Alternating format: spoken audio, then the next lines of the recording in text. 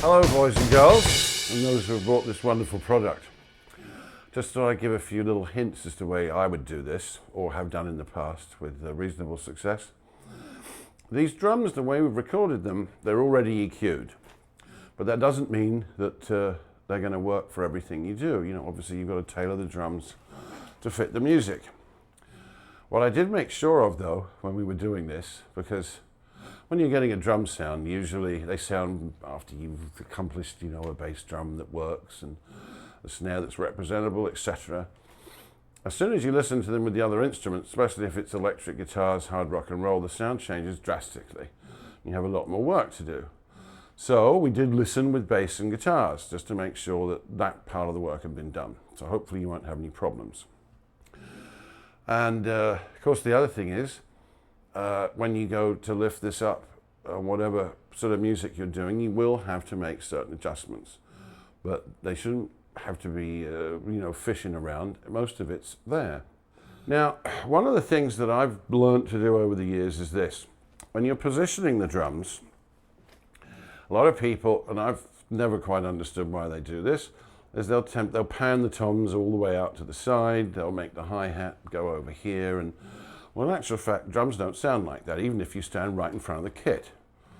And the way I try and make my records sound is as if you're at a really good rehearsal, and you're standing about 10 or 12 feet back from the stage. So the drums are coming from one place. Also, this helps in the mix too, because if you take the drums and you move them in from the sides, and also the effects, you're bound to be using some kind of cheese on the snare, some non-linear reverb or something. You bring that in about 3/4 and the room mics, same with the toms, hi-hat more or less up the middle, and then that leaves space on the sides for your other stuff. Of course, you don't have to do that. It all depends on the song. One of the reasons that I work so hard on the drums, and I've sought that out for so many years, is because in loud rock and roll, the drums are really the only acoustic instrument in the rhythm section. And they're the only ones with real transients. You're not going to get that out of guitar amps. On the vocal, that's fairly linear, you know. As far as transients go, you're not getting it out of them. So the drums supply the hi-fi quality. And we have that with this. So don't be frightened of any top end or anything. You don't want to make it harsh. But if you've got drums with a lot of air in them, then you're halfway there, you know. If the drum sound is no good and it's small and horrible, you might as well pack your bags and go home if you're doing a session. There are 4 room mics here. I don't know whether you want to use all 4. I probably wouldn't. But you have the luxury of doing whatever you want. I guess that's the whole idea of this. And the way it's been explained to me is you can control the amount of leakage into the room mics, which is all very wonderful. We've never been able to do that before. Something that's always pissed me off, but of course, just a matter of taste. Michael Jackson sold a lot of records this way. Is having the snare louder than the vocal. It doesn't make any sense. But if you're looking to get a snare drum balance between the bass drum and the snare, check your meters when you're doing the actual balance. And the bass drum, in actual fact, should be kicking a little harder than the snare. Otherwise, when you finish the thing, you're going to be asking yourself, what happened to the bass drum? That's a pretty simple trick. You probably already know that. And I thought I'd give some general hints just on mixing. I don't know whether you're interested or not. You can skip over this, but it's worked for me in the past. Quite often, when I'm mixing, I'll take the drums and then do a stereo mix of them on another 2 channels and compress them. So then you've got compressed and uncompressed. And obviously, you know, you balance it out the way you want it. And that can be quite helpful, especially if you want the room mic sound to spring up a little bit. I'm going to go on from drums a little bit, just some stuff that might help you when you're recording the rhythm section. There's a very nice trick for bass guitar that I actually stole from somebody out of a book.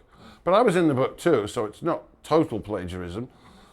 And you might have noticed this, when you're recording bass and using a direct and a mic as well, you're always going to get some phase problems. It's about 3 or 4 milliseconds, and you can run the direct through a device and pull it back a little bit.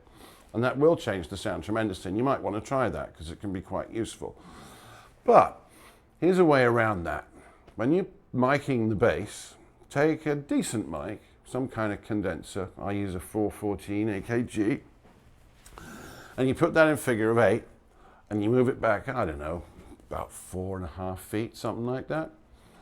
And then mix the two together. Now the mic on its own doesn't sound particularly special, but when you're going to mix the two sounds together, you're not going to get these phase problems now because the mic's too far away.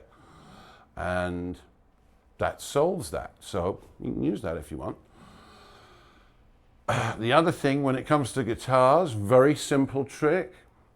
Take a couple of 57s, you know, Shores, and put them on one of the speakers at 45-degree angle like this.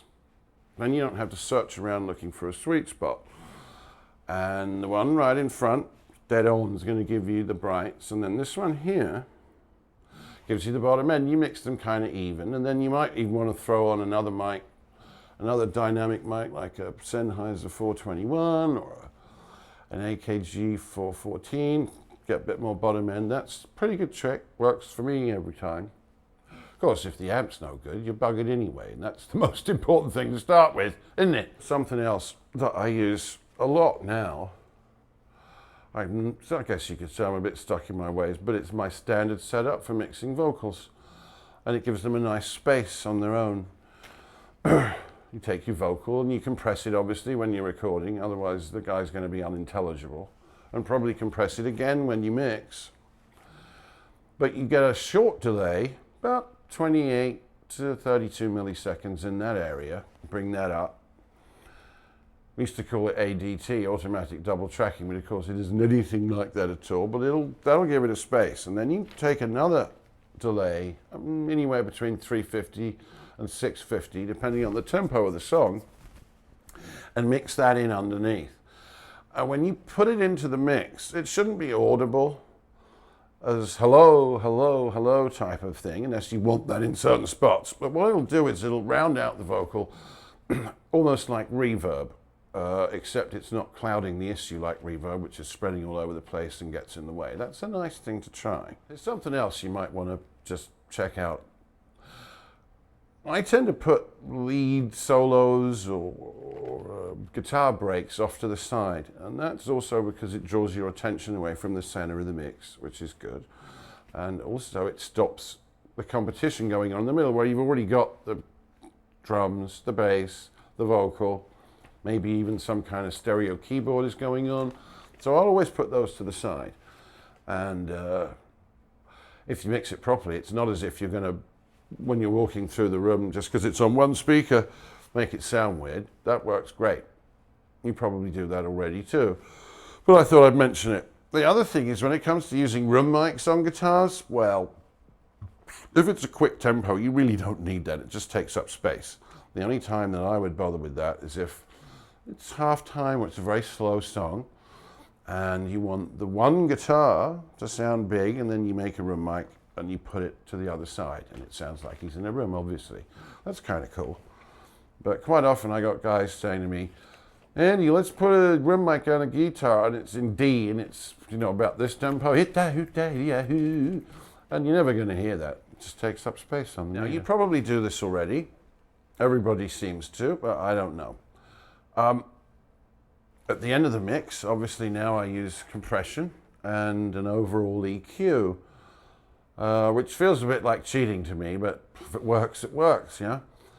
The compressor should come first, because normally when you're adding overall EQ, you're going to be adding top end, and that's going to eat up the top end. If you're adding bottom end, it's definitely going to eat it up. You add the bottom end, and the compressor just starts working harder, and it'll ruin the other side of the mix, you know?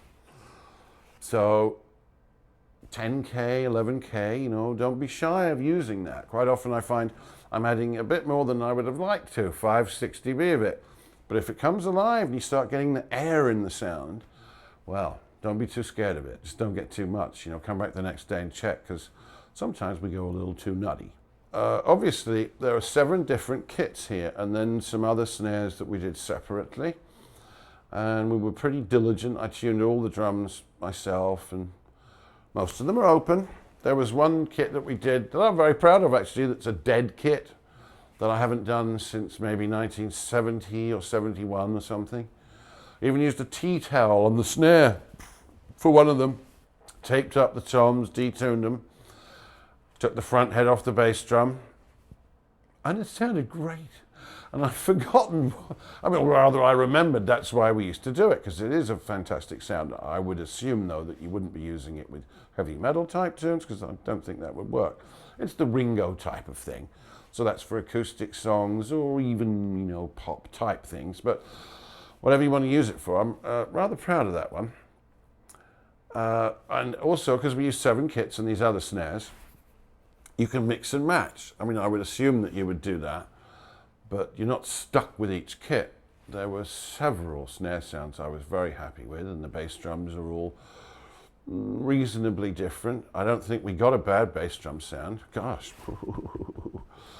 And the toms all sound pretty good too. Must have been a good couple of days, because it doesn't always work like that.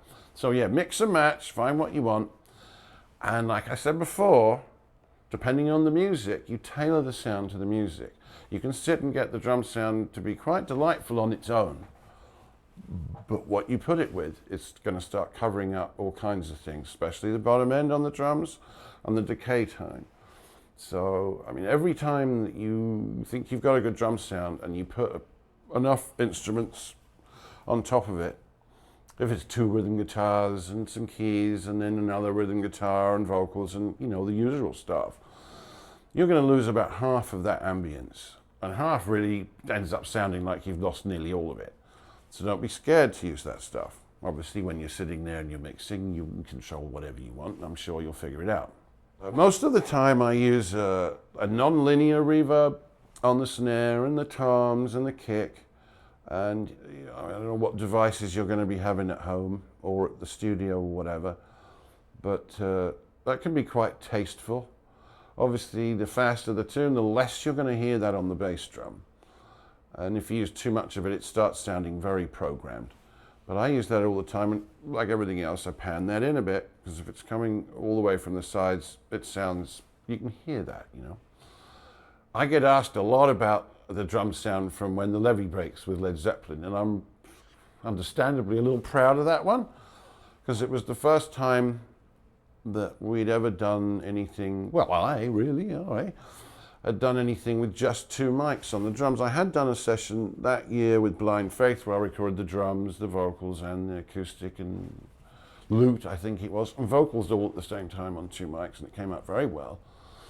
So I been wanting to do that on drums for some time, and we went to this house called Headley Grange with the Stones truck, and I had actually wanted to go to this other house, but Jimmy thought it was a little too expensive, how unusual. So we rolled up, and it had this big lobby with stairs going up to landings, kind of like a hotel lobby or something, you know, smaller hotel. And I got a couple of M160s, which are very directional bio mics, double ribbon. I put those about halfway up the first set of stairs and compressed the crap out of them. And we also had a thing called a Binson Echo, which is tough to find now, but it's a delay device. You can make the sound fairly easily with anything, and put that in. And it was the first time I'd really heard Bonzo's drums sound like they did when you stood next to them. And it was the first time he didn't complain either. When I got that sound, that was my first reaction. Jesus, he's actually going to be happy at last. So that's how we did that. But good luck in getting that sound again, because you really do need Bonzo. We've done a sort of a pre-mix, more or less the way I would do things, but I haven't heard it with any other instruments, so it's a kind of a rough guess. I've done very little EQ, touched up the snare a tiny bit, a little bit of high mids I think is all, and the same thing with the bass drum. I've got the room mics where I think they ought to be, a tiny little bit of this non-linear verb, which is a fair representation of how I would balance the drums, I think. But as I had mentioned earlier, you know, without hearing it with the rest of the rhythm section and everything else, I'm just guessing.